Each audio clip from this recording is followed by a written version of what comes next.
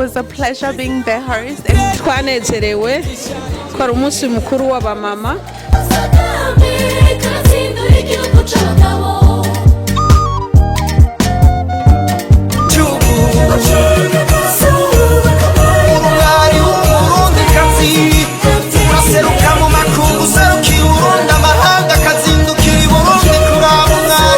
Our council's been so happy to support you. City Council iwacu iranezerewe kubafasha.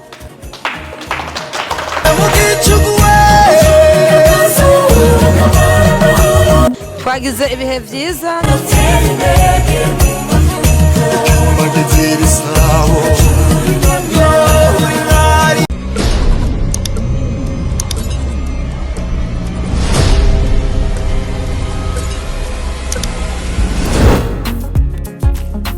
Tugira tuduze idarapo ryacu.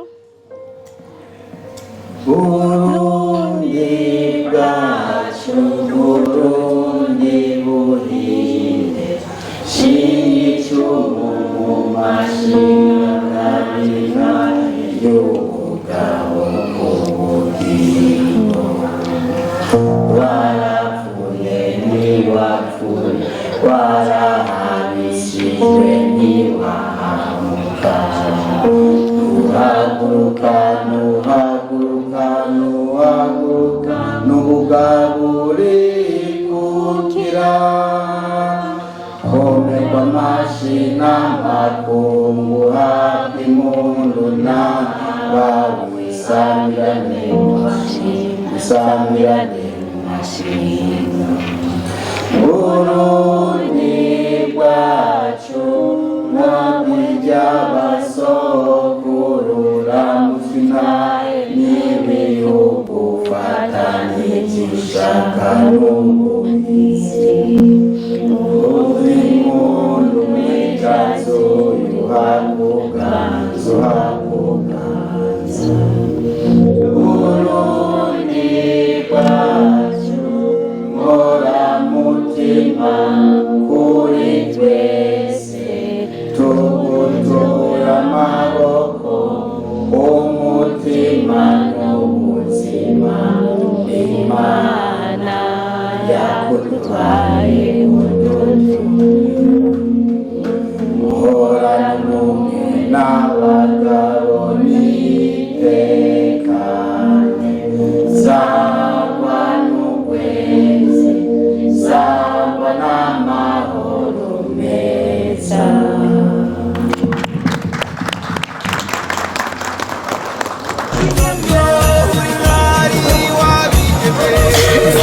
Thank you so much, Dr. Murakoze cyane.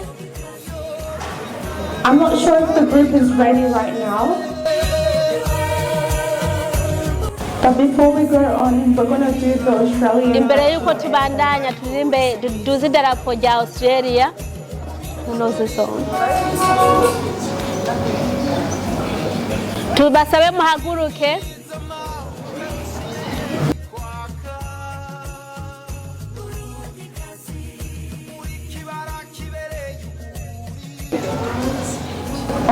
Australia, let us all rejoice, for we are young and free, with golden songs, well for joys, our hope is built by sea.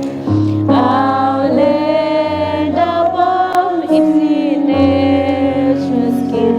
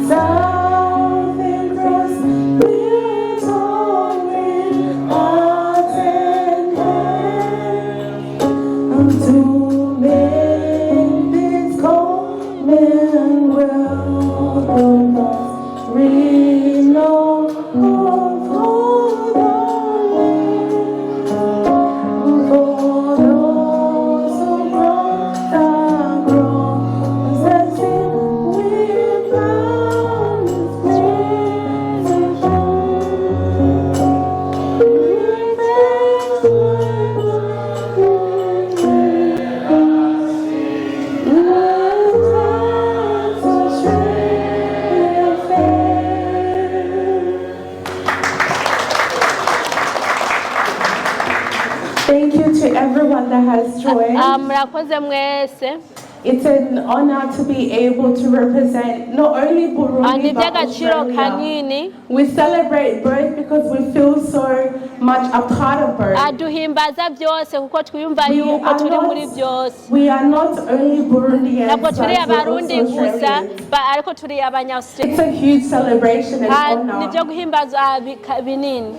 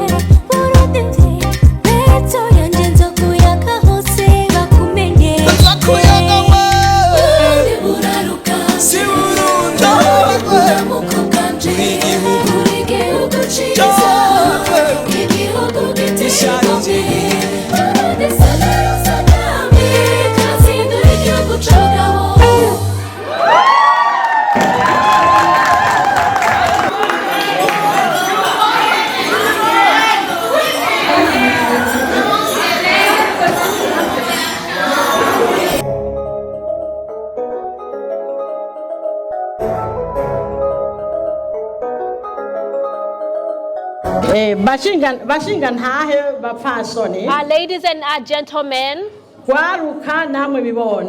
youth, children or kids, we welcome you. Like how you have come here or gathered together with due happiness. nkuko abakenyezi bavyiyumviriye as women thought of this, tukabona yuko dukwiye gukora uno munsi mukuru. we saw that it was a good thing to celebrate or to do this celebration. Umwaka tumaze The years we have spent twatanguranye na kino gikorwa doing this work mu bihumbi bibiri n'umunani. we started 2009. Hanyuma turabandanya. We continued. Twarabarira. We used to sew clothing, make baskets, dances, greet one another. We used to see, go visit the sick people, those who have given birth. We used to visit those people. In those years, we have did all that or completed all that. In those times or days, we used to work as a association. It was too much work. Then we requested for it to become a community. And the women were happy of that. And they were happy of that such idea.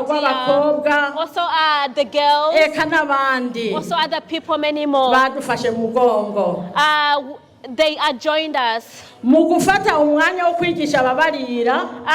order to teach those people to do sewing clothing, we used to use our papers without anything. Because they will be starting on zero, on a low level. We used to teach them how to sew. Today, now they know how to sew. There's women here, and they sew clothing for other women as well. Burundian women association. All those skills came from the women's association group. And we saw those times. We said the past year, we need to make a community. And the community is growing. Let's clap for them. And they helped us a lot. They gave us sewing machines to sew. They gave us materials. And they gave us our fabrics. They helped us a lot. I won't speak of them in a bad way. And they did that job. And they did that job. And we work with them so well. Even though I know still they are still supporting us, and they still are supporting us. They gave us a place now. They gave us a place. That place which they gave us, we do many works there. We have an office there to help each person who have different needs with different needs. Even way before we came here, we used to help our families. People know that. Even today we still continue. We still continue.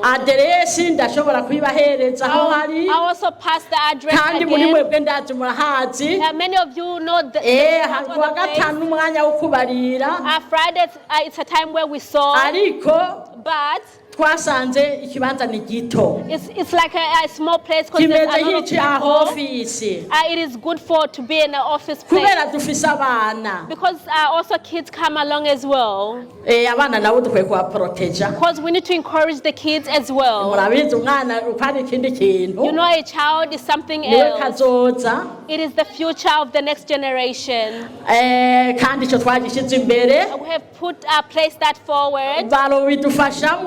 They will support us in aho that. tuzokorera bazohaduha Where we work, I know they will give us a turi bigger kumwe place. n'abategetsi We're with our leaders. barabidutwarira imbere And they will put that forward. benshi baravuga bati Many people say, none bigende gute dufise abana how are we going to do it since we have our ni kids? byiza cyane abana nibo beza Our kids are good. ntibiroshoboka It will be possible. It will come kandi to pass. baracyasaza baguma bambaza They still are asking me. kandi bizoshoboka It will come to pass. hanyuma So aha najaniranije n'ijambo I went straight away with the kubera main ata mwanya wo point konona because we're going according to the kubera time. tujana n'umwanya We're using at the time. nico gituma naciye mfata umwanya w'ijambo That's why I have said the main view of points. ndibaza n'ibindi biraza kubandanya Other things will follow. kandi mfise byinshi novuga I have many to say or to speak. hariho ikindi naco twashatse gusaba There's something we wanted to request. abavyeyi bama bansavye Women always are asking me. ati kuntu wotushikiri mu bategetsi Someone to go to the leaders. bakadufasha tukaronka turabira abana tukaronka child care center So we can have a child care, community child care. nimompa amashiga yemwe Clap for me. cyo kintu kirahambaye That's a murazi ko strong thing. dufise abana We have kandi plenty muguma of kids. mushirako Many kids keep. turo bituma imbere bariko baravyumva I want to request kugira that ngo badufashe twuguruze child care so that we may center open our own community center of child ya care. Burundian women ya Burundi women community Burundian child care center. Abina kandi bizokoreka I know it will come to pass. It will be Imana possible. ibahezagire. May the Lord bless you. ibyo ntavuze turacari kumwe What I did not say, I'll say it. tubanze turindire uwundi mwanya hari uwundi aza kubitsimbataza There's someone else who's going to tugomba tuje kwa cya gikino naco We're going to do our play, show mubanze our play, mwitegereze watch cya gikino our cy'abamama play, the women's play. bari hano They're here. mwe nimuze Come forward. turabahamagaye muze We're calling you. turabarindiriye I'm waiting for you. munyaruke Quickly, come quickly. muze kuramukanya Come and greet. umuvyeyi wanyu abaruja imbere Your fellow women will go out. kubera ari wazanye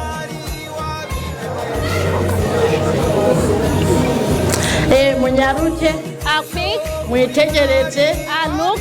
mwiremeke ku mutwe abakenya abakobwa mwiremeke ku mutwe para badi mwiremeke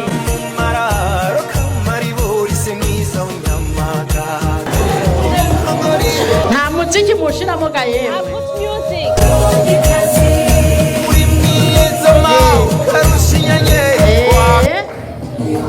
ibi ni vyiza This is good. uku niko byari bimeze muri This is our Afrika tradition. Our tradition. uku niko baramukanya They used to greet one another like ugwaruka that. ndibaza murabibona nuko aha n'umukobwa na nyina This is the mother and the daughter. aha n'umukobwa na The nyina mother and the daughter. That's the mother and the daughter greeting each other. Mother and daughter greeting each other. umukobwa nyina agiye kuramutsa umukobwa The mother is going to greet her daughter. arakiriye ibyo bagiye kumuzana bamugemuriye She's getting what they have, the gift which they have brought along. hanyuma murabibona You see it.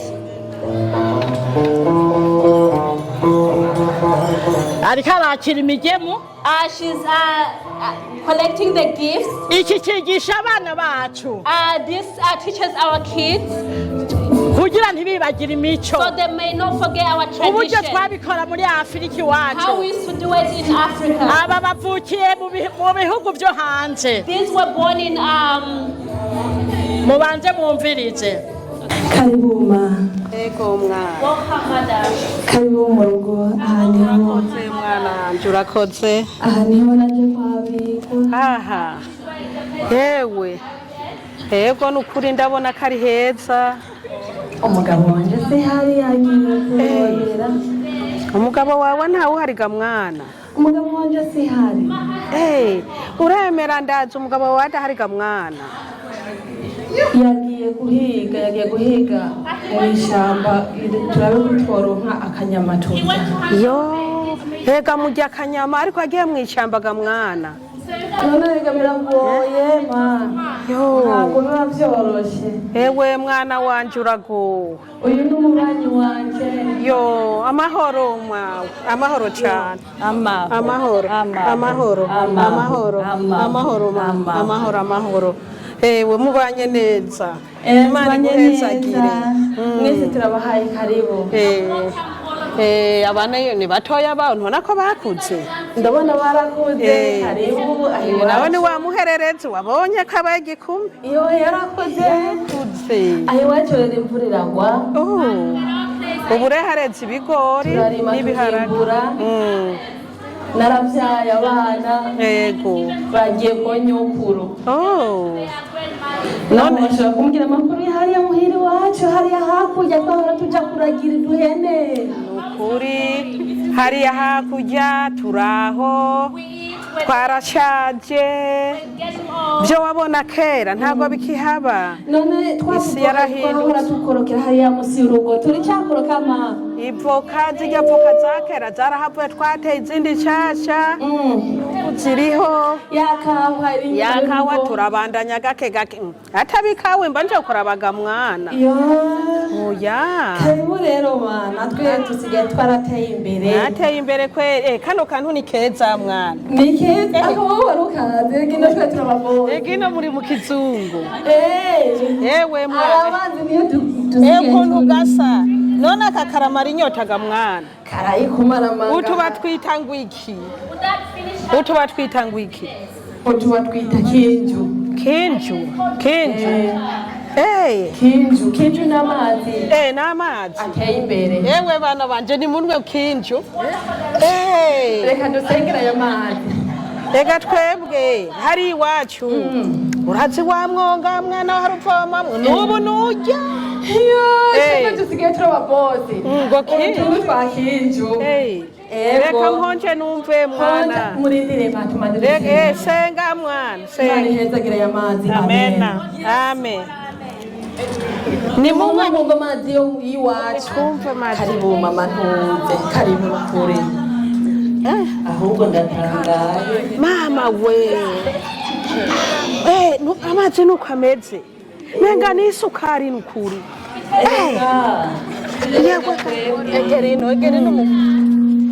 Ahubwo mukwiriye kuzamuregera ababarongoye kugira ngo namwe murabe guterambere ryoshika iwanyu. Amazi yo kunywa twasezeye. Raba kweri mwana urambwe nta nakarohe nta niki.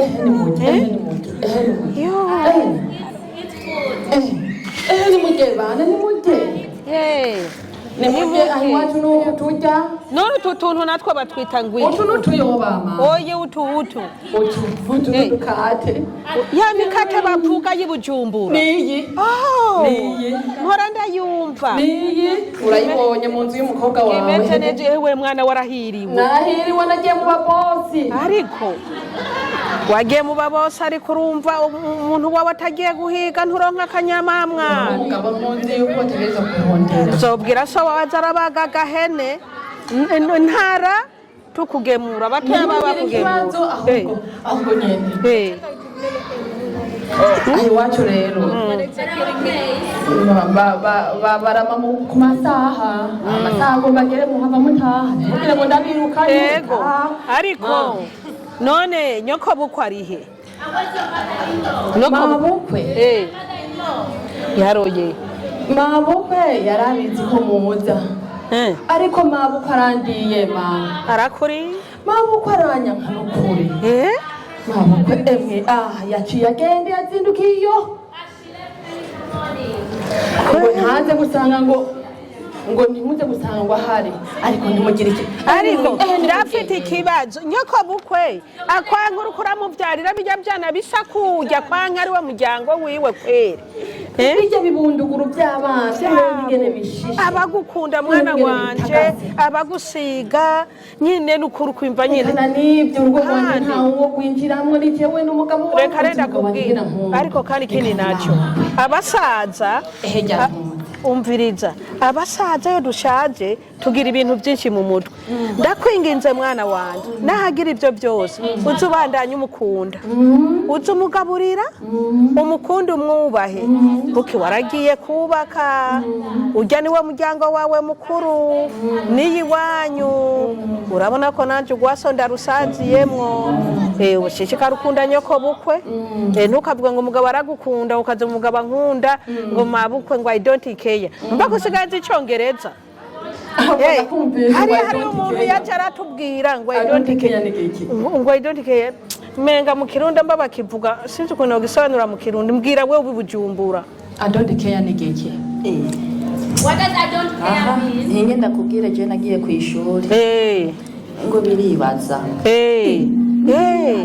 ntukamubwire gutyo n'umubyeyi wawe naho yo gutuka ikwinumira ukashishikara umukorera ibyiza abasaza turagoye nanje ndashaje wubajya n'umuryango wawe ubwo rero ndabasabe tugende twariye mwana wanje tuzogaruka kugira usambuke mubyeyi maboko yo gusanga ngaha yo kumara nyabona mukanagare muhaguruke mutahe nyoko bukwe n'ingwe y'ingore nyoka buko no tumusenyu inzu usibye ni intare y'ingore mwe ni ingwe y'ingore ntazo gusamburira inzu nyabona zirabyemeye yo bamena kamanga oya ne gusamburira kabisa turabyara ariko rero turubaho umugabo wawe umwumvira ntukamuzize nyina okay kandi nasobukwe aje apana kumukungumira kubikwemba bakobwa bubu musigaye mutubaha basobukwe sobukwe abayicaye ngaho ukamuca hejuru kungutuko twebwe kera warabonye data bukwaje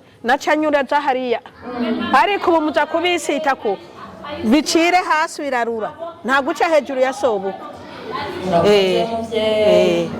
ubahe rije je nahora ndakubarira nuko rumeze nukuri bucicikare mu nkundira kana nakarungitsi no mu mahanga ariko nyine nukuri mzo murakambera hagufi ijisho ryirigwino nta matelefone byabyuma muvugirako hariya ntabyo tubona inyoni igurutse ngo yonga intumwa iraje wa mwana wacu natwe ibyo byumino mufishe ntabyo dufite Imana ibahezagire mwane wabyara nzogaruka kugusura ubyare gahungu ubyare gakobwa ariko nzoza umunsi umwe nsanga umugabo wawe angabira akana kaza kuncanira umuriro Imana ibahezagire wumviritse ibyo mama wawe kubari nabyumvise murakoze yamanza arabananiye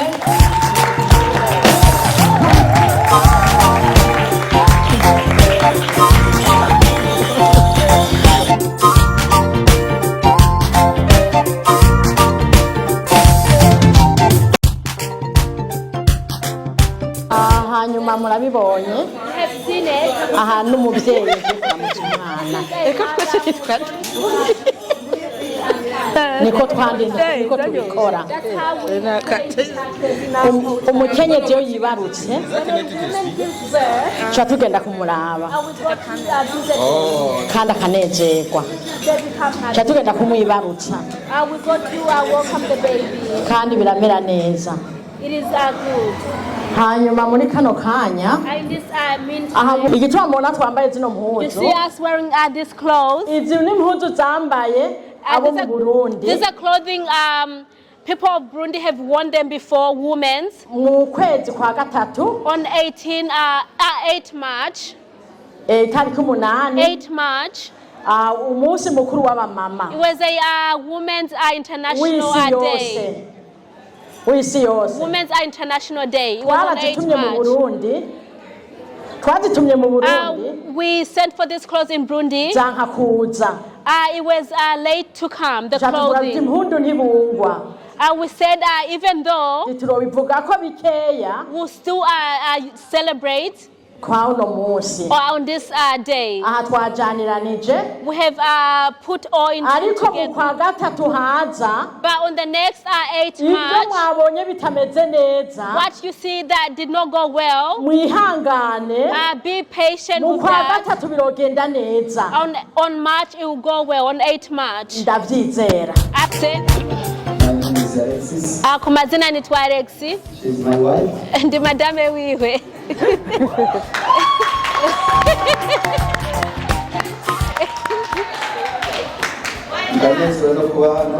I'm happy to be here. I don't have much to say, but of this women's group, they came to me and asked for support.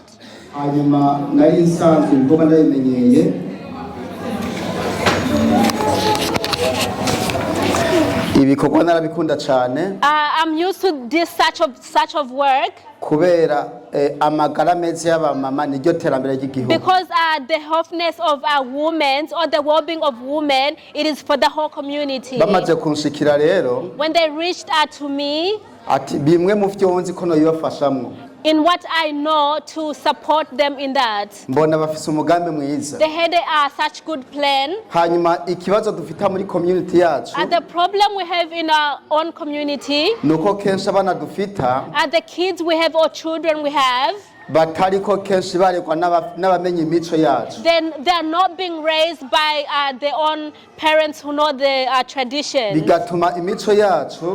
which means our tradition or culture, the kids they come not to know it. They want to follow other traditions or other people's behavior, which then becomes hard for them to understand their own culture. That's why I wanted to support this women to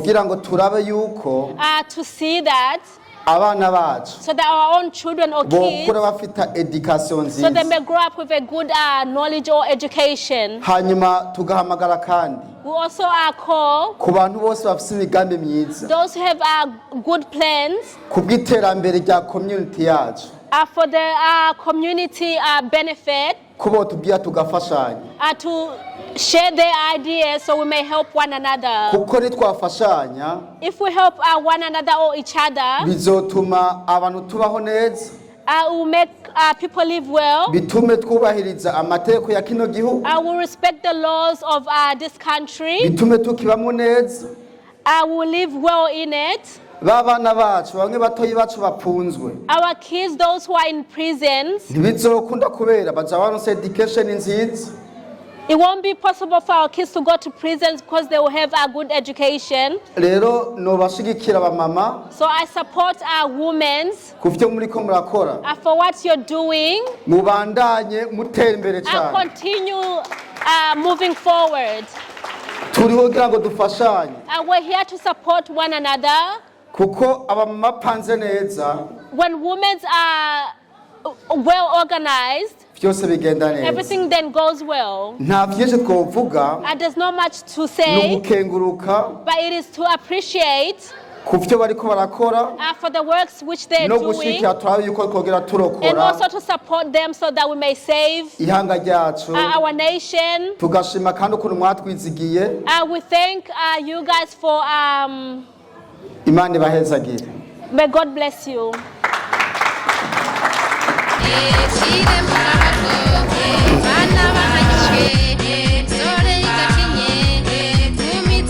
Who's enjoying tonight? Ninde anezerewe muri ino joro? Naje ndanezerewe muri ino joro. Ni vyiza cyane. Aba mama bose baje rino kuri no mugoroba. If you looked at how amazing the cultural uniform was, uravye ukuntu bambaye imico yabo, and the play that they were showcasing tonight, igikino batweretse. I'm just so happy to be here. And I'm honored to have listened to the advice. If you listened here, I think you would have took something very important from that play. And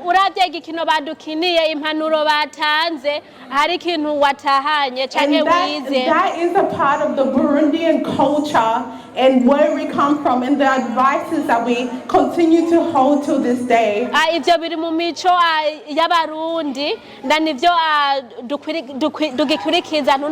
I think that is why we're celebrating women and Burundian women tonight. But before then, I think, can we all stand up? Because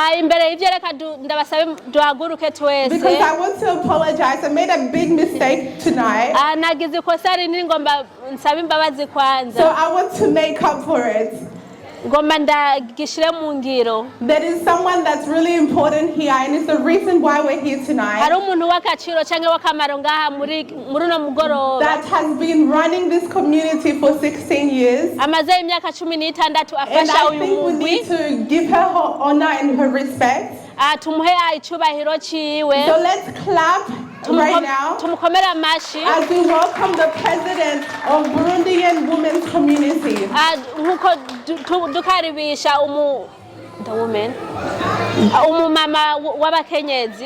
And she will also welcome the special guest tonight. So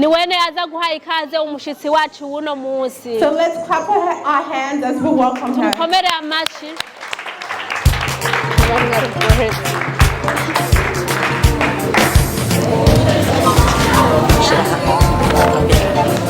Murakoze cyane muri kano kanya. In this meantime, Twumvise byinshi. we heard a lot. Twagomba duhe kaze We're going to welcome nyakubahwa our honorable person, Mayor Mayor, aze aturamutse to kandi come yongera forward agire icyo to atubwiye. greet us and to say a word. Murakoze. Thank you.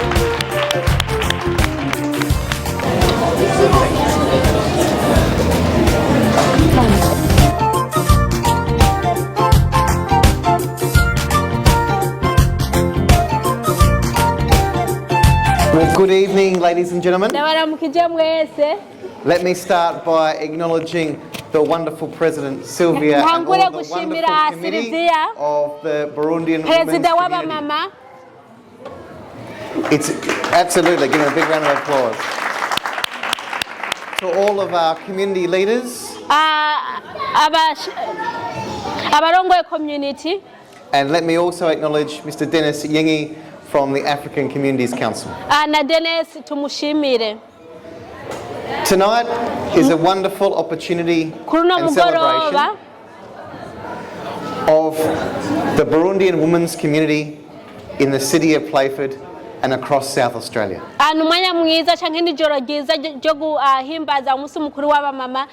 South Australia.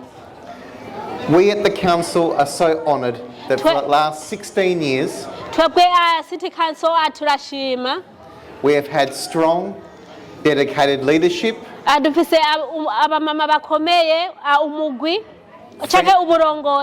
friendship, and commitment to a better community because of the wonderful work of the Burundian women. Absolutely. The women in the community have strengthened heritage and culture,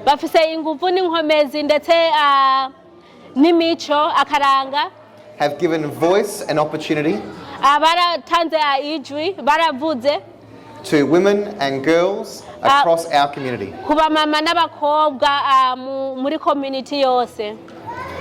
You have been able to continue to show the strength and ability that you have as proud Burundians and Australians.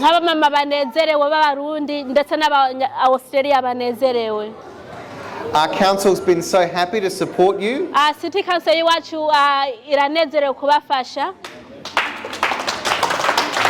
Right from the early days, when you came to us about the sewing program. And that program and so many others have played a pivotal role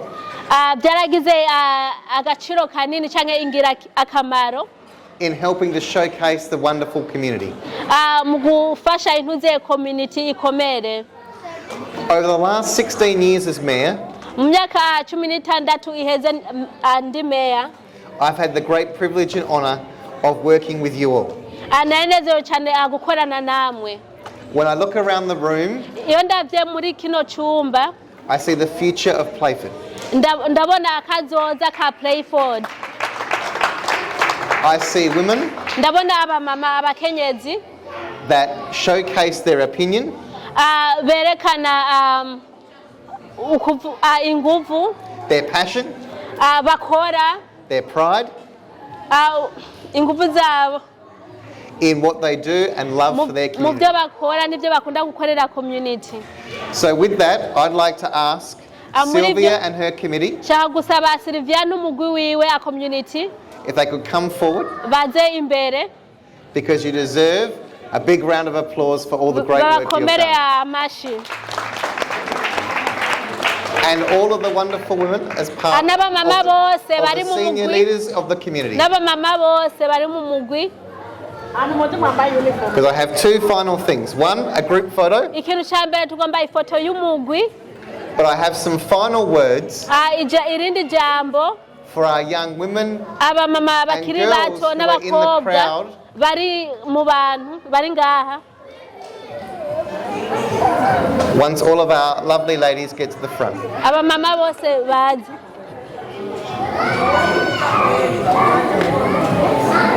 So my final part of my speech tonight Ijambo rya nyuma ngomba kuvuga is to all the young women and girls in the community abamama bose bakiri bato who are out there tonight. bari ngaha uno munsi. I want you to know Shaka mumenye that these women here, yuko abamama ngaha your elders and leaders, ababakuriye ndetse n'abarongozi banyu are the shining light of our community. nibo tara rya community yacu. They've broken down barriers. Barashoboye ibitangiriye guca inzira, barashoboye guca inzira. They've raised their families. Barareze imiryango yabo. They've shown great commitment and strength Bareretse gushira ibikorwa mu ngiro to give you a better future. kugira babahe kazoza keza. We must pay our respect Bisabwa tububahirize to all that they have done, mu byo bakoze byose. because without them, Iyo atababo there wouldn't be you. wowe ntuwoba uriho. So on behalf of our community, Ku ruhande rwa community yacu we should all give thanks twese byiza twabashimira to these wonderful women ku bakenyezi who have built our community abashoboye kubaka community yacu, and inspire you bakigisha wowe cyangwa bakereka wewe to be the future leaders kugira bakakwereka inzira nawe uzobe umurongozi wo muri kazoza that our country needs. igihugu cyacu gikeneye cyangwa cyifuza. So to all of us here, Kuri twese turi ngaha let's say thanks. tuvuge muri asante.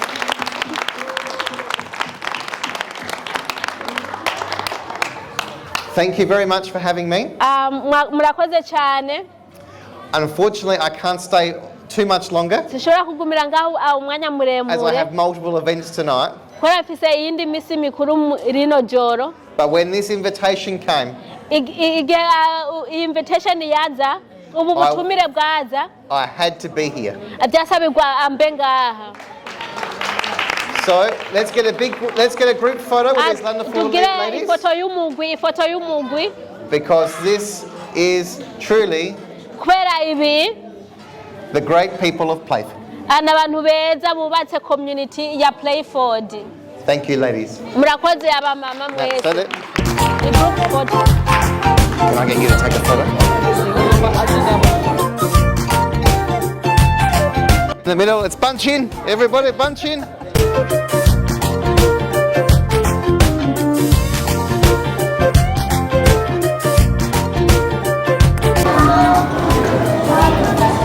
Thank you. No worries. Thank you, Sylvia. hanyuma naho muri kano kanya In this time, umutegetsi agomba kubandanya he wants to go. ariko tukiri ngaho While I was still here, ugomba dusengere we ifungurwa want to pray for the food agende so that afunguye he may eat. ndibaza biragenda We'll neza go well. twagomba twakire bakiriko barategura ifungurwa While they're neza still preparing the food, Dennis aje Dennis Aze something. agira icyo avuze To say a word. yavuye muri multiculture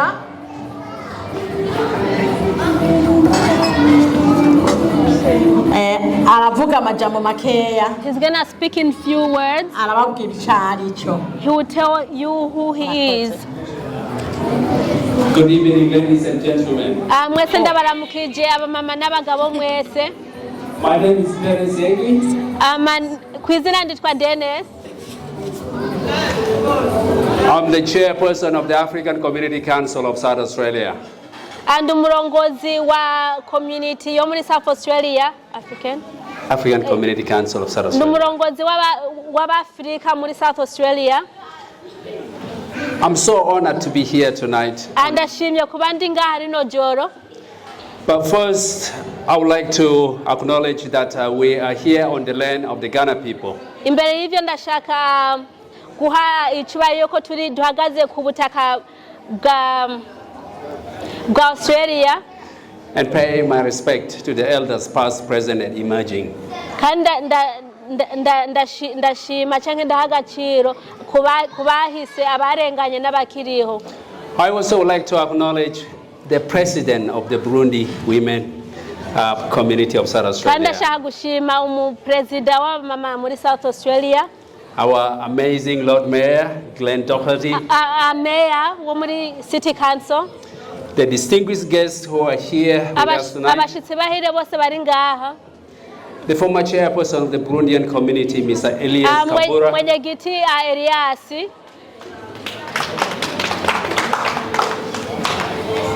And I also would like to take this moment to pay my respect ashagufata uyu mwanya to all our mothers, our aunties, abamama bose n'abashangazi ndetse n'abadukuriye. I know very well ndabizi neza yuko that our mothers, abamama bacu, they are amazing.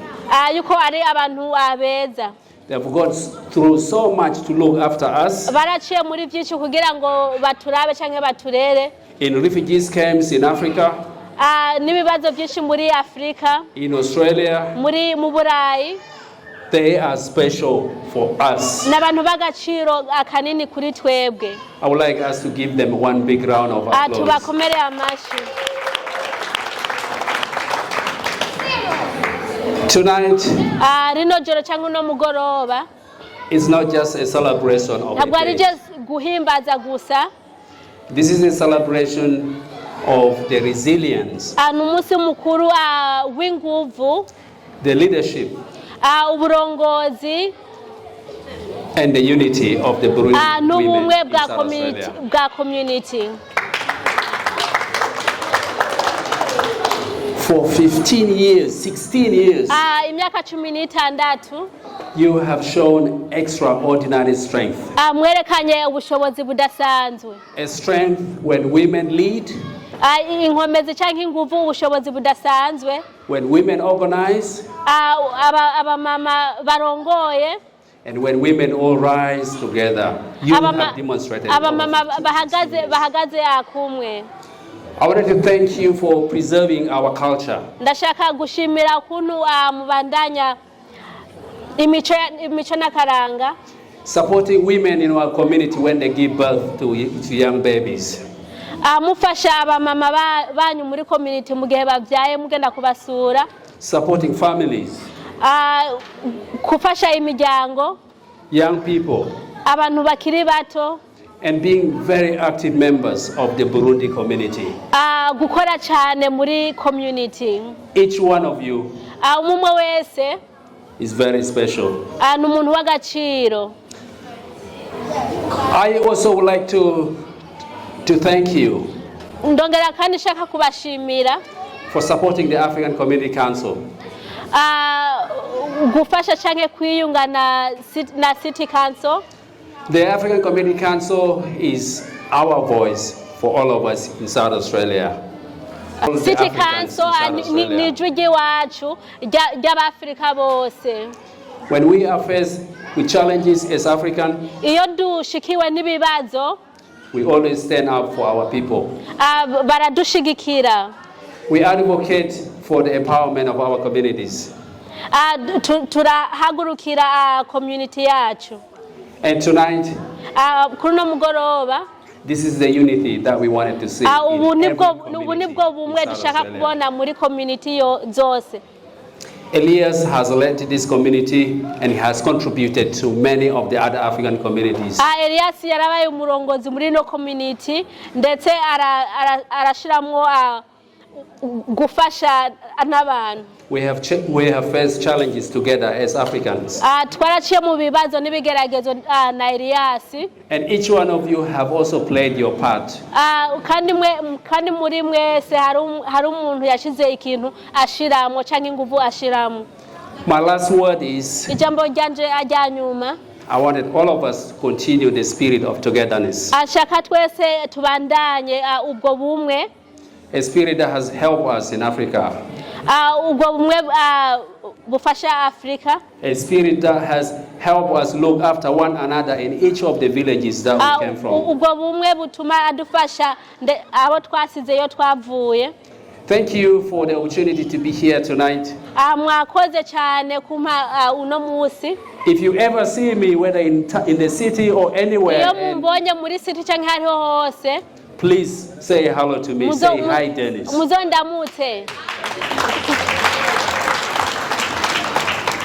Even if I didn't see you, I might not remember each one of your names. But please, I'm one of you and say hello to me. Thank you so much and enjoy the celebration.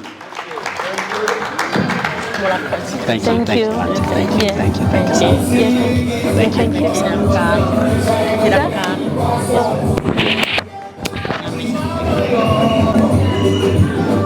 Murakoze cyane twagomba. Thank you so much. Kubera turiko turihuta umutegetsi agomba agende. Because we're using at the time, we're going to pray for the food. Kandi ngoma ndabijaniranye. I'm going to pray. Dusenge. Let's pray. Turavuze turakoze Mana ukuri mwiza kandi ubereye. Turagushimiye uno mwanya waduhaye. Ndagushimiye ibirori uburyo uri kurabigira neza. Hezagira bari hano bose. Hezagira ifungurwa ziri hano. Tugomba dufungure. Uzisuke mu hezagiro zitubera umutima ubuzima. Uwo ari we wese azifungura. Byose ubikore mu izina ryawe ryera.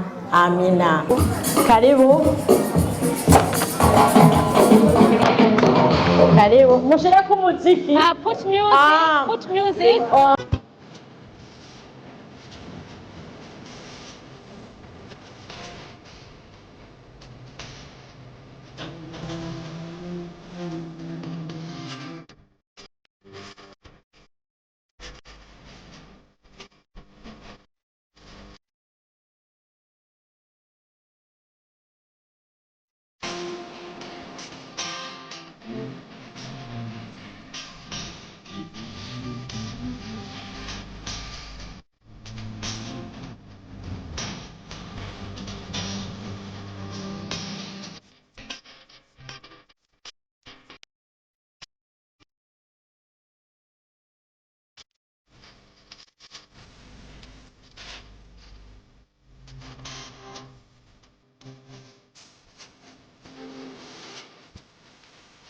Hallelujah. Amen. I said hallelujah because I like God. Nukuri turanezerewe cyane. We're truly happy. Ibi bikorwa by'aba bakenyezi. These works of our women bashoboye kwishira hamwe who have united together kugira ngo baserukire ingo zacu mu buryo bw'uburezi n'imibano. Our homes. Imana ibahezagire. May God bless them. Hanyuma turashimye cyane kuri uyu munsi mukuru badukoreye. We thank on this event or celebration which they have did. Bibuka iminsi imyaka 16 iheze. I'm remembering us the past 16 years. Ibi barabiranguye kubera kuko bafise ishimikiro ry'imibano myiza. They did this because they are united. Ntikibuza yuko baba bataciye mu tuntu tumwe tugenda tubateza udutego duto mugabo uno munsi baracyabandanya kandi barakomeye. It doesn't mean that they did not face challenges, but even still today they still are strong. Ibyo sinobigarukako cyane babivuze. I won't come back to that. They have already mentioned. Hanyuma nanjye mpagaze ngaha nshima. I'm standing here thanking mu buyobozi bw'indero. The leadership of behavior. Twari twarabuze ahantu dushobora kuringaniriza ibikorwa bijyanye n'indero. We didn't have a place to teach people things according to behavior. Twarakoreye hariya muri Infield Community Center, si hafi uvuye ngani hafi yo muri city. We used to work in Wingfield, it's near around the city. Twarakoreye mu bice bitandukanye ngaha muri Elizabeth. We worked in different areas around Elizabeth areas. Ariko aho barongeye aho bakorera. But since they found a place where to work, natwe baradutijije ahantu dushobora gushira ihofisi aho twegeraniriza indinganizo y'ibikorwa byacu bijyanye n'indero. They borrowed us a place where we can place our office. Nukuri ubu turumva yuko duturiye. We feel now relaxed. Hanyuma ariko icyo dusaba. But what we request or ask, nkuko babivuze mu funyapfunyo, like how they have mentioned it before, tutari kumwe namwe bw'ababyeyi ntacyo twoshikako. Without with you women we will not reach anything. Reka ku ruhande rwanje nshimire ababyeyi badufashije kubijyanye n'indero. On my side, I want to thank the women who helped us regarding our behavior. Baraciye mu bikorwa bitandukanye mu buryo bwo kudushigikira, ariko ibyo bikorwa barabihagarika baradushigikira mu bijyanye n'indero. They did a lot of works, but they also stopped their work in order to support us regarding our behavior issues. Ku minsi ya kabiri turashima ukuntu iyo tubona ingorane hagati y'umunyeshure n'umubyeyi dushobora kubatumako kandi bakaza banyaruka. On Tuesdays, we think that when there's like a problem between let's say a student and a mother, kandi bagenda batwungutse n'ibindi dushobora kuyisunga kugira ngo dufatanirize hamwe mu bijyanye n'indero. We teach them and also we talk about how we can support them regarding our behavior. Nuko rero mu ncamake, in short words, hirya y'ejo ku munsi wa mbere, on next Monday, the following Monday, uburuhuko buzoba burangiye. Holidays will end. Tuzosubira ku ishure. We'll go back to school. Twagira ngo tubasabe. Would like to request or ask. Ababyeyi mugifise abana batarandikwa muze kwandikisha abana. Parents who have kids to sign them up. Hanyuma ico ni kimwe.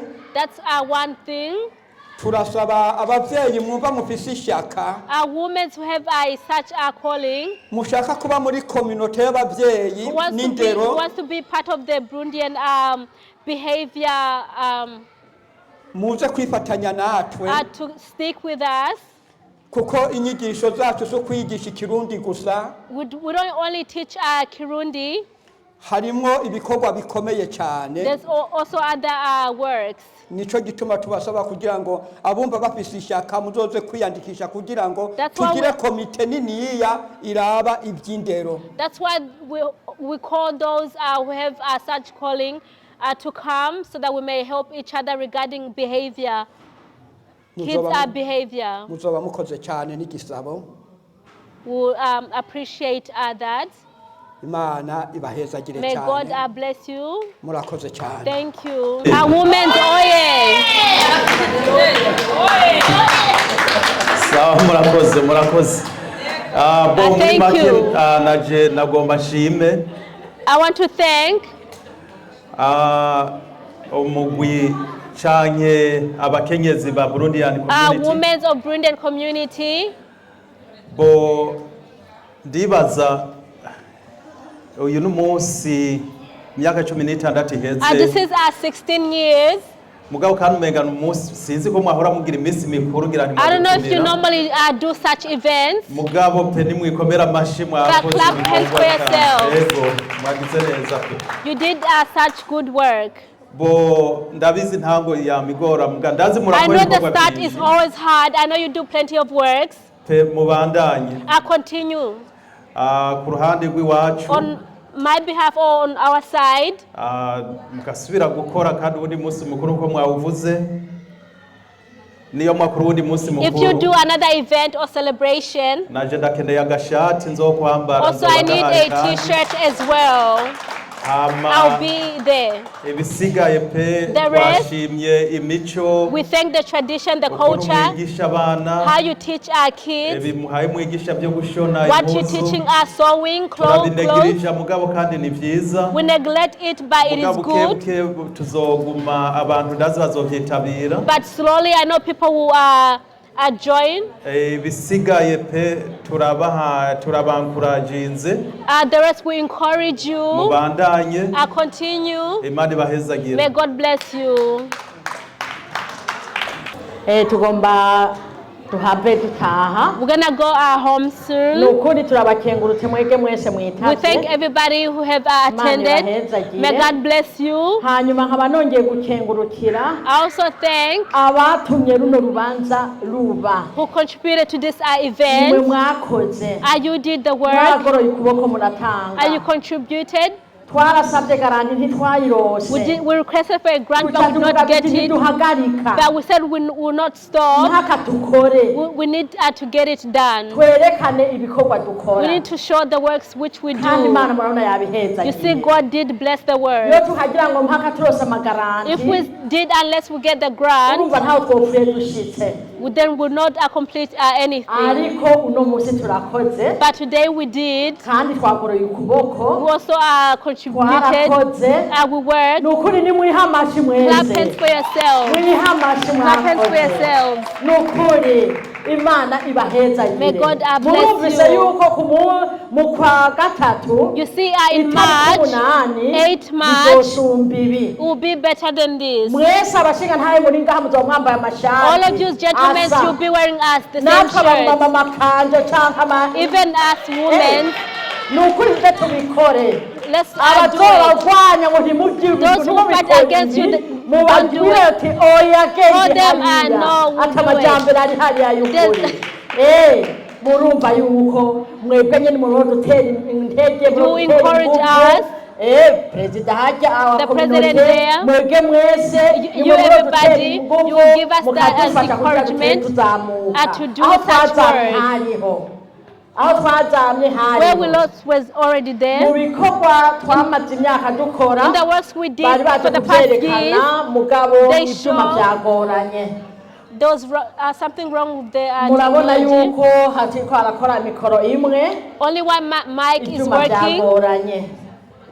Only one mic is working. But next time, I will go well. All the things will work. We won't be here. We'll be somewhere else. May God bless you.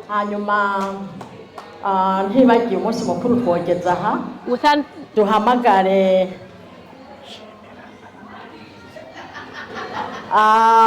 ego hanyuma ndashimiye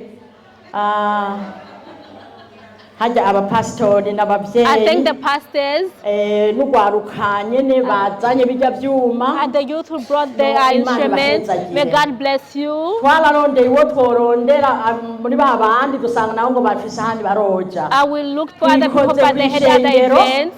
We called at the church. Hanyuma ryaje kubikora they came to do. Imana ibaheza. May God bless them. Imana ibaheza. May God bless them. Imana ibongera umugisha. May God multiply the blessings. Arondera mikrofone ntakore ariko byose byakora. But everything came to pass. Hanyuma uyu mushinga ntahe avuye muri Motrikosa. This gentleman from the Motrikosa. Hano turafise ugwaruka. Here we have you. Abakobwa n'abahungu. Girls and boys. Adufate mu mugongo. Support us. Abakobwa n'abahungu barakeneye inyigisho. Girls and boys, they need teaching. Ujya mushinga ntahe Alexis. That gentleman Alex. Kubahereza inyigisho. He gives them teachings, seminars. Bari kumwe n'uwo mutama. With this man, with with all of us, adufate mu mugongo support us kubera tumaze iminsi dukora twitanga we normally contribute yo dufata mu mugongo byogenda neza if he supports us it will be good how we may also support the youth as well ndibaza yavyumvise he has heard niwe mukuru bwirwa Imana iguheza may God bless you hanyuma uyajejwe ugwaruka rwose he leads at the youth nico gituma ndiko ndamutura uyu mutwaro that's why I'm bringing this burden to him azodufate mu mugongo may he support us tumaze ibikorwa tumaze iminsi dukora ibikorwa mu kwitanga we've been contributing no soap no petrol but leaders are here they will support us they will help us may God bless you thank you thank you so much. Thank you, Mayor. Our role actually we want to give Remy. So we know that it's a community in South Australia. Why diaspora come in? There's some gap. Let's clap hands. People are born here. What? Yes, the community can. I greet you once more. Somehow, there's something they forget as well. Remy did not show up today. Back home. And the people back home, that's it. He has traveled back to Burundi. He asked me to be here on his behalf. To support this celebration. In short words, you hear how they talk about diaspora, like how the leader has mentioned, we need to know the works. Roderick, when he spoke, we want to let you know, once we unite together, a lot of changes happen. Since we all have a place where we came from, in the changes that occur,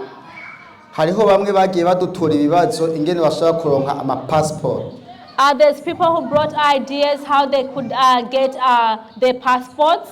They leave the country with Australian passports. Once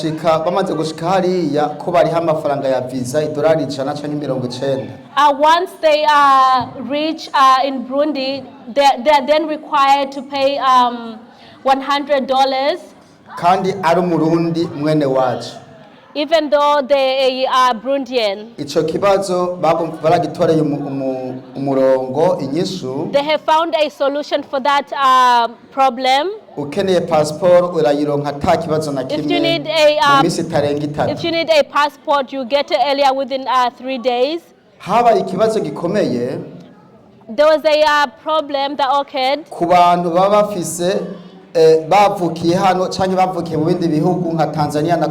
who were born here or born as refugees in Tanzania,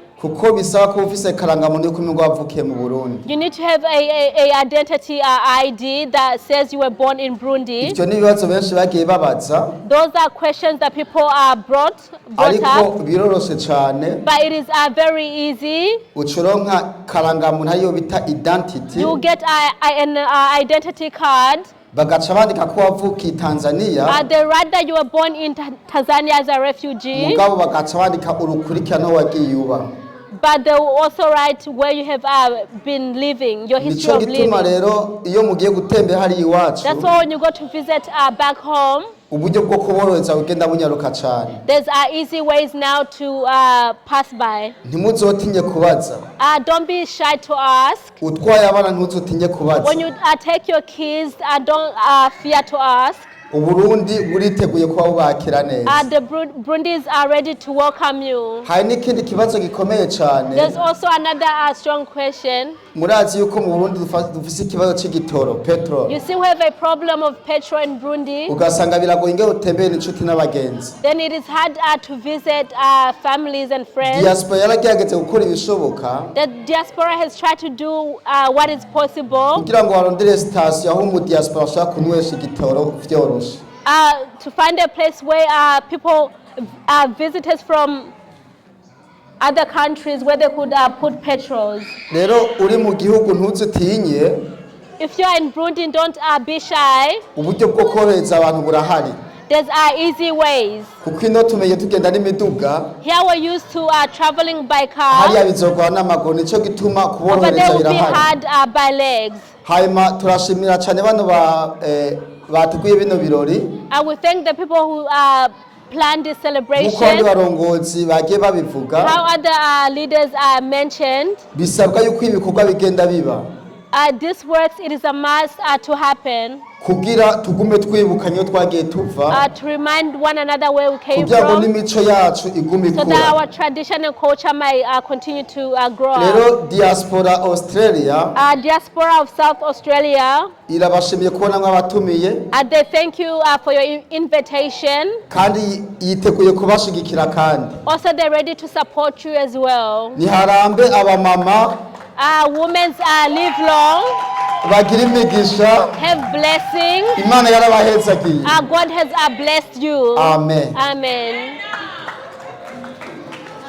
Hanyuma turahambye pastor we give our pastor to have a word, something to say. Welcome. Hanyuma I also want to give a word to Jane to come forward to have something to say. Thank you. Mama oye. Women's oye. Oye abama. Oye women's. Hanyuma turashimye cyane. I will thank you very much. Musanzwe nkuko babivuza batanguye. Like people have said it before we started. Abamama ni nkingi y'umuryango. Women are the shelter of the household. Iyo umumama ahagaze mu muryango. If a woman stands for the family. Nukuvuga byose bigenda neza. Everything goes well. Imana yarabateye iteka. God have blessed you. Rero uyu mwanya yatusuzanye hano. This time or moment. Mugukoreshe nkuko Imana yabagiriye neza. Use it wisely. Umumama avuze yuko asenya akavoma agakora byose byo mu rugo. A woman harvests and does all the house chores. Ndetse n'ibyo umugabo yibagiye umumama arabyibuka. And also what the man or husband has forgotten, the woman remembers. Kuba tubona ugwarukano cyangwa tubona n'ibikuba biko birakoreka. To see youth here. Ni neza y'abamama. It is the good of a woman. Turashimiye rero mwenyekiti wa mama rero. We thank the chairperson of the women. Icumbi mwagize imyaka 16 iheze. For the past 16 years. Turabona yuko bitera bija hejuru. We see it is growing up. Twebwe natwe twafata mu mugongo. We will support you. Hanyuma igisigaye naco. The rest. Nimigire mudendebuka na gatoyi. Don't lose our hope.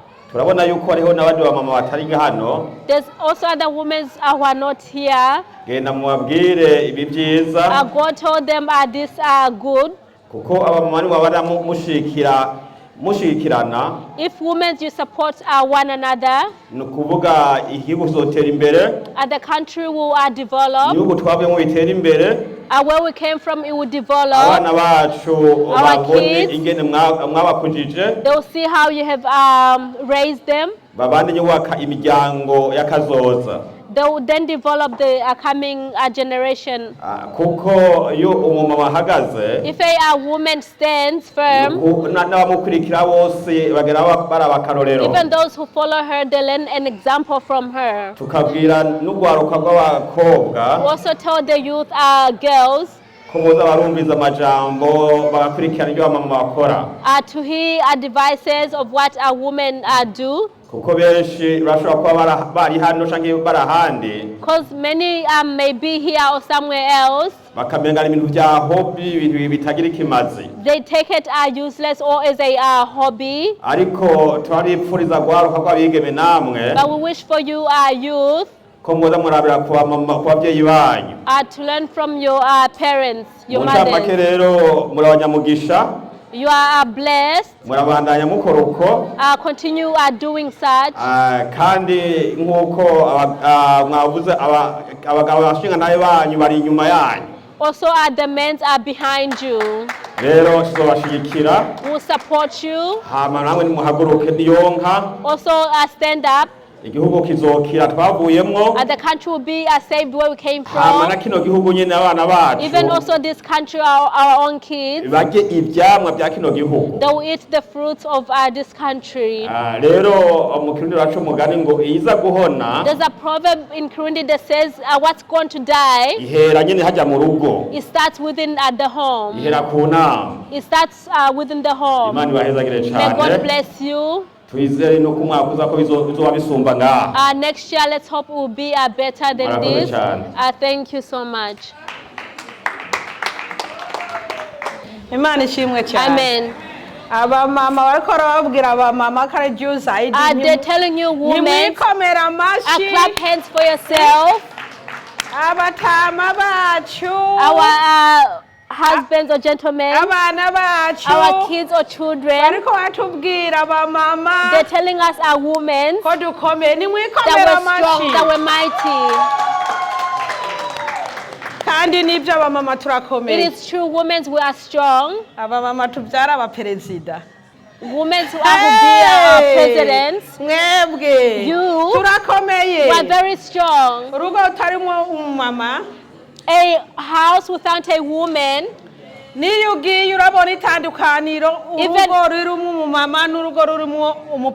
if you go there, there's a difference between a house that doesn't have a woman by herself. You see the difference. I don't have much to say. A lot has been spoken. But as women, especially young women, you see we're getting old. It was good for them to be united with us. There's plenty of things which has destroyed our youth, because the truth was not spoken. We did not teach them our traditions. We just came here and just learned our English. Even that English, many of us don't know. But if we unite as women, we still have our young youth. There's a way a child follows their mother's steps or the father. You see, a child is playing. You think they did not hear. But once you get at home, they'll start telling the stories that happened, that they saw. Even we can still save even 2 or 3.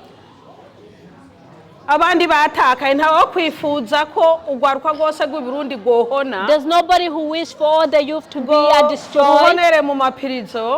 In prisons and as a woman who had a child, it is not a good idea. So come women to unite together. We do many things. The play we showed you here, you see, I went to see my daughter where she went to get married.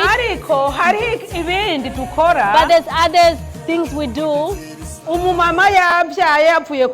a woman has a child, we go there and also we put the baby on the back. tukakoresha imico yiwacu. We use our traditions. Kandi si icyo gusa. It's not just only that. Umuntu ari muri twebwe twiyunze hamwe. A person among us. Si ibyo dukora gusaba mama. We don't just only do that. Uri muri twebwe. If you are one of us, ukagira nk'ikibazo, you face a challenging or a problem, ukagwara, and you become sick, kora ku telefone. Call, ring.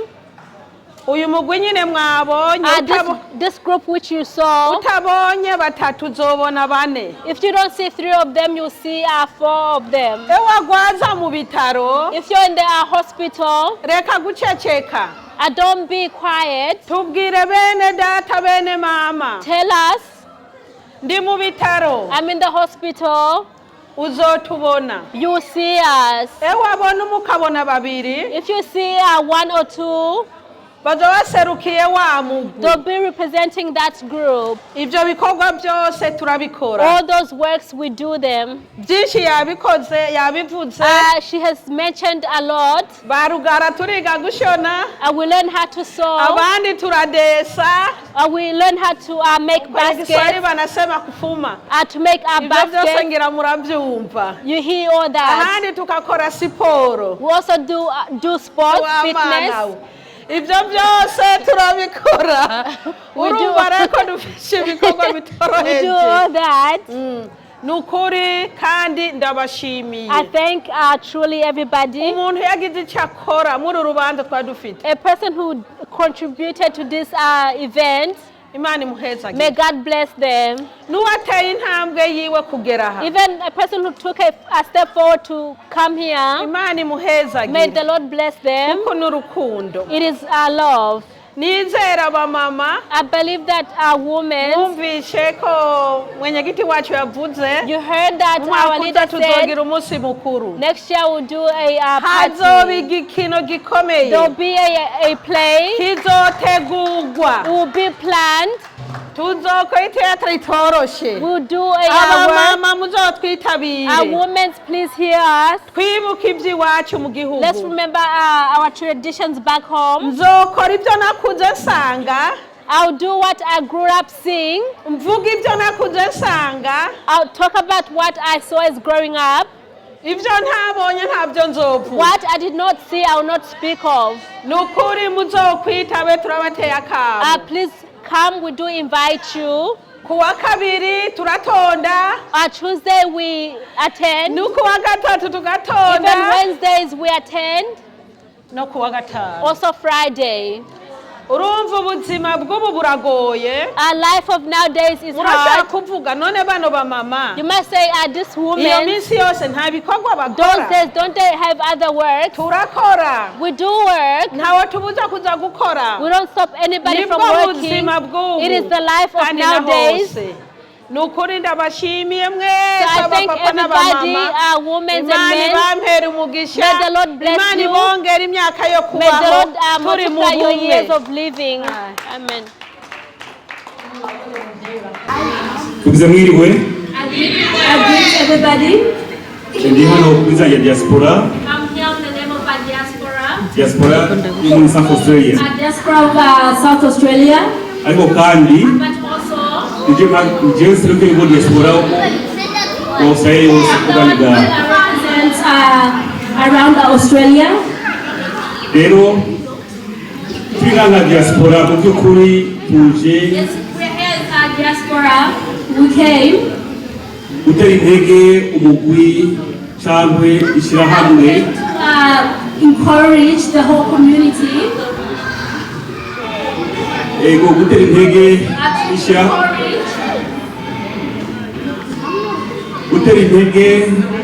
ishyirahamwe y'abarundi abakenyezi muri Australia. To encourage the Burundian women in South Australia.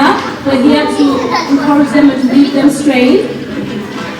Ego hama twebwe nka Diaspora mu by'ukuri twazi iho cyiza abadamu bakora. As the Diaspora, we know the good works that the women do or complete. Urya ubuzima butangura ku mukenyezi. life starts from the woman. Kwigisha umwana n'umukenyezi afata iya mbere.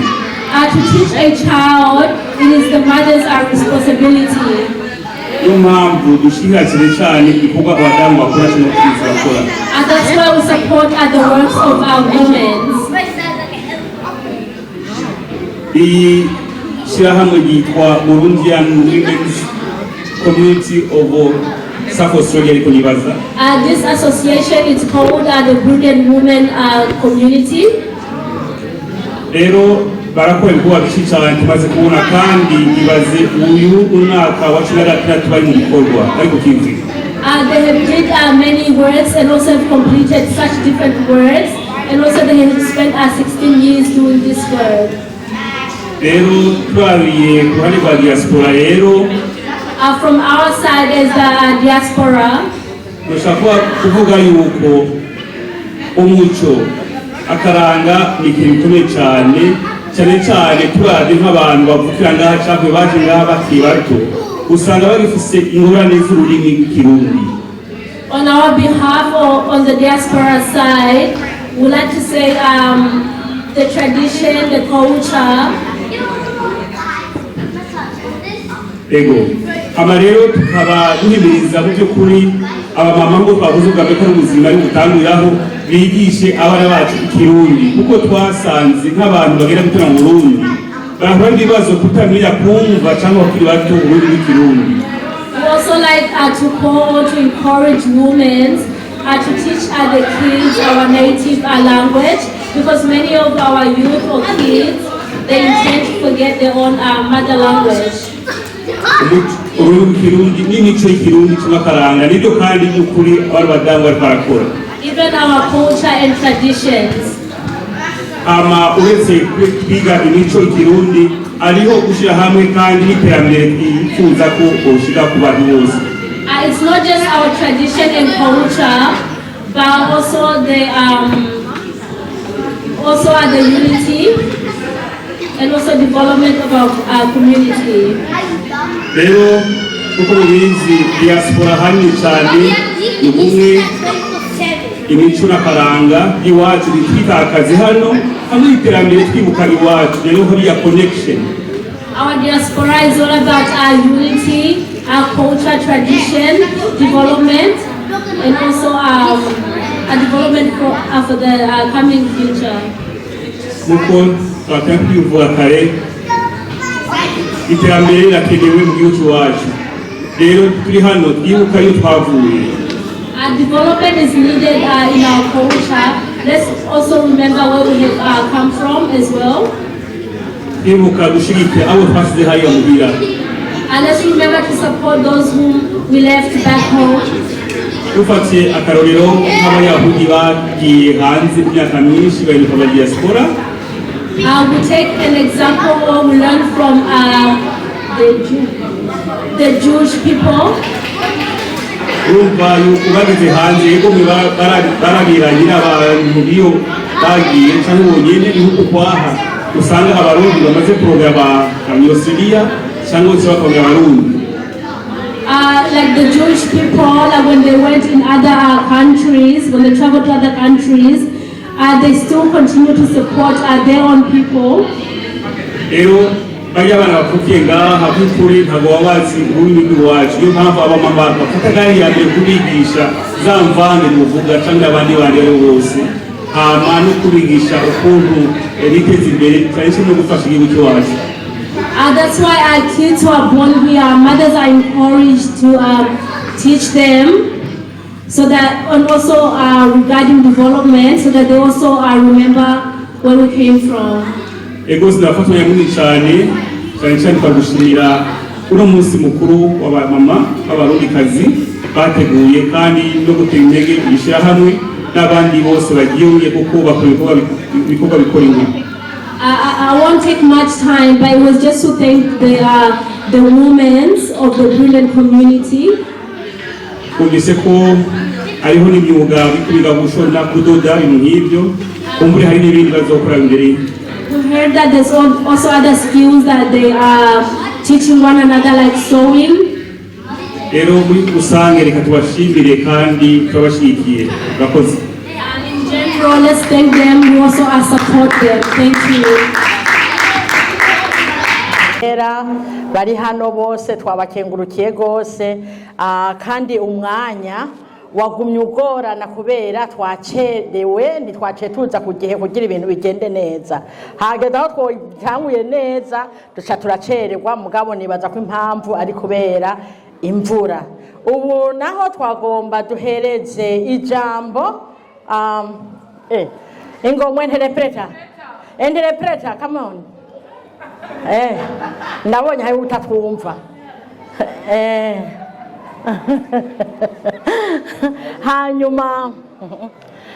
Hanyuma twabanje gukengurukira abarongozi ba community. I've already thanked the leaders of the community.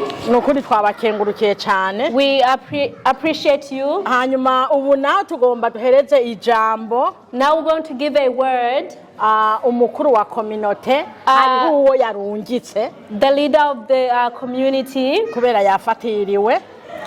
He has sent us somebody turamuhaye kaje to speak upon his behalf. Hanyuma hejeje turahereza umukuru wa Diaspora.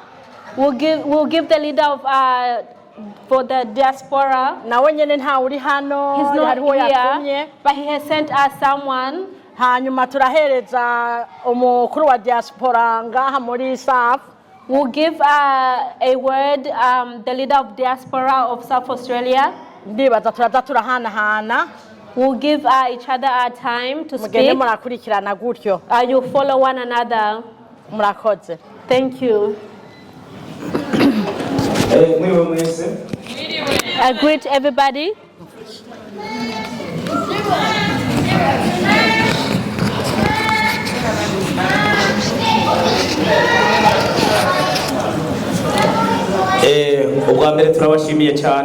First of all, we thank everybody who are here this evening. May God bless you. Hanyuma turashimiye umukuru w'abakenyezi muri community y'abarundi. We also thank the leader of women's community in South Australia. Turashimiye kumbe nabubahwa bose bari ngaha ntitubaza amazina. We also thank also the other leaders. Twongera kandi gushimira na president Mustafa wa community y'abarundi. We also thank our president who has staff. Kandi dushimiye namwe mwese mwigoye mugashika ngaha kuri no mugoroba. And also we thank everybody who came here this evening. Hanyuma kwizina jewe nitwa Nestor nkuko musanzwe mubizi. My name is Nestor. Ntabwo jewe ndi umurongozi wa community y'abarundi. I'm not a leader of the Burundian community. Ariko ni umwe mu bakorana nabo. But I work with them. Rero president wa community yantumye ko no mubera mu gishingo. The president of our Burundian community has sent me. Kubera ko yafatiriwe. To speak on his behalf. Wa mbere na mbere yantumye yuko ashimiye women in Burundian community. First of all, he told me to thank the Burundian community. The women Burundian community. Yongeye gushimira n'abarongozi bagize iyo community y'abakenyezi. We also thank the leadership. Kumwete cyane kubwira bagize bwo ibikorwa byiza muri community. For the works which they do in the community. Twebwe rero nka community as the community dukorana no wari we wese akora ibintu byiza hano muri Burundian community. We work with each individual or everybody who does good in the community. Naho ari women Burundian community. Even though it's a women's association or community. Ariko ni Burundian community. But it is a Burundian community. Kwa hiyo rero aba ibikorwa bakora the works which they do muri rusangi bishigikiye community y'abarundi. In general it supports the whole Burundian community. Nukuvuga ko ibikorwa bakora mu bakenyezi the works they do on the women's side. Ibikorwa bakora mu gwaruka the works they do in youth. Ibikorwa bakora mu bashinga ntahe the works they do in gentlemen. Canke no mu yandi ma community. Also in different communities. Bihesha icubahiro ku ndero y'ugwaruka ruriko rurakura muri kino gihe. It teaches good behavior or character to the youth growing up. None rero twobatera intege. We give them, we encourage them. kugira ngo n'abandi batari hano for those who are not here, nabo nyene mugende mubabwire go and tell them baze kugira ngo twese nka community y'abarundi dukorere hamwe to come so that we may support each other as a whole Burundian community. Nokuvuga ibikorwa byose turiko turakora all the works which we are doing bi supporting a community y'abarundi it supports the Burundian community. Nico gituma n'abashinga ntahe bari ngaha n'abana bari ngaha. That's why gentlemen are here, kids are here. Today we came together to celebrate Women's Day. It was a pleasure being their host and we really had a good time. There were so many different women that came together to celebrate the Burundian in South Australia. So we hope that next year you guys come towards the event as well and celebrate with us. I had a good time and I think everybody else had a great time as well. So yeah, see you next year. Twanezerewe kwa umunsi mukuru w'abamama kandi twabateye akamu baraza nukuri twashimye twanezerewe Imana ibahezagire umuntu wese yitanze akagera ngaha kudufasha runo rugamba yakoze nta byinshi dufishe twovuga ahubwo tubasabiye imigisha n'imihezagiro ubundi munsi mukuru tuzokora bazotwitabire turabakunda nukuri ndashimye cyane uno munsi mukuru ugenze neza w'abamama umunsi mukuru wo kwibuka imyaka 16 tumaze dufise association hanyuma mu mwaka uheze niho twatangura community y'abakenyezi Burundi Women's Community. Nukuri no munsi n'umunezero twanezerewe twariye twanyoye twahaze twumvise ijambo ry'abategetsi n'ry'abarongozi bose nukuri byari bimeze neza kandi novuga ntutaje yahomvye uko byari bimeze neza cyane numvise abantu benshi babishimye eka banezerewe cyane ibyakoretse kandi nongeye gushimira abitavye bakanabadushigikiye bose mwana rubanza nukuri nabakengurukiye kandi muze muhore mutyo kandi ikindi naco twavuze yuko mu mwaka uza mu kwa gatatu hazoba umunsi mukuru w'abakenyezi w'isi yose turawutegura kandi ko ndabivuga bose bavuze ko barodushigikira abapapa abamama bazoba bambaye impuzu z'umyambaro hakurya ko mu Burundi musanga bambaye n'umuperezida yambaye eka n'umuzungu meya nawe nyine yabishimye yabikengurutse eka n'abashitsi bose babikengurutse yuko nitwabikora barodushigikira kandi murakoze cyane uno munsi twanezewe cyane byari ibintu bimeze neza twari mu munsi mukuru w'abamama none rero umunsi mukuru uno munsi ugarukiye ngaha twagize ibihe byiza n'umugoroba mwiza n'umunsi mwiza n'umunsi utama wabonetse buri gihe ariko twashimiye abamama bose bo muri South Australia bitavye bakaba bitabiriye uyu munsi mukuru murakoze cyane. My name is Eddie. Today was amazing, fantastic. I enjoyed it. Hi guys, today was amazing. I had the best day of my life. I was dancing, the food was great, the people were good, you know. It was amazing, I loved it and I wish it happens again. My name is Mary and I'm Alice. We're really excited to be here. And we just wanted to thank the whole Burundi community because today was the Women's Day to celebrate the women's and yeah, it is very grateful to be here. Ego cyane nkuko mwabyumvishije guys, it's James Media narindi hano kugira ngo ndabashitseho ivyo ariko biraba muri Adelaide. Uyu munsi ni Burundi Women's Community, byinshi babivuze byari bimeze neza ibintu byari mwake so rero nashitse hano kugira ngo ndabagezeho ibintu nk'ibi kugira ngo nituze turamisinga mu bintu biba muri state watch. So nta byinshi novuga rero, merci byamingi kuba mwakurikiranye ibyabaye nibyo nabashikirije. I'll see you guys next time. Ciao ciao. Kandi nimba wakunze video, of course subscribe and share kugira ngo James Media tubandanye kuba umuryango munini. Merci byamingi. I'll see you guys next time. Hello my people, mwiriwe na mwaramutse mumeze gute? Nizere ko mumeze neza bivana naho umwe wese aherereye. Yes, it's your boy James muri Australia mu gisagara ca Adelaide nkuko benshi mubimenyereye. Yes, rero guys ndi hano kugira ngo ndabamenyeshe ibikorwa James Media tubagezaho, ibikorwa James Media tubakorera hivanzemo gufata ama video, amasanamu, ibintu nk'ivyo, amafoto meza. James Media ntago tubagezaho ibijanye no kubagezaho amakuru byonyene, kwamamaza ni ibintu byacu buke. Yes, ni ibintu byacu. So mutugane mu byo kuri kugira ngo tubafashe, dufashanye kugira ngo ibintu bibananye kugenda neza. So nanimvira ati reka ndabagezeho ibintu nk'ibi, benshi muri mwe mutari mubizi mubimenye. Kudushikira hava bibaza ati bimeze gute, ni kunyandikira byonyene kuri Facebook, James Media kuri Facebook, canke kuri Facebook yanje Amani James, ibintu nk'ivyo. So yeah, munyandikire hama ibindi bigume bibandanya kama kawa, dufashanye dukorane ibintu nk'ivyo. So merci bien mingi, thank you very much abarundi, abantu bese mukurikira James Media muva mu mihinga itandukanye.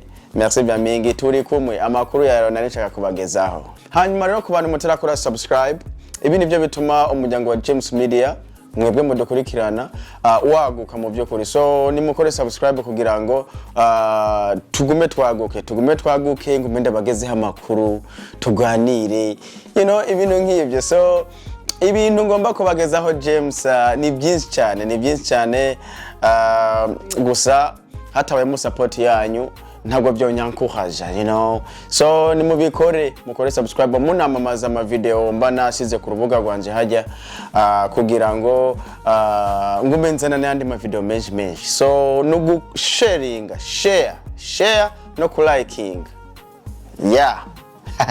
Nuko nyene, merci bien guys, I love you so much.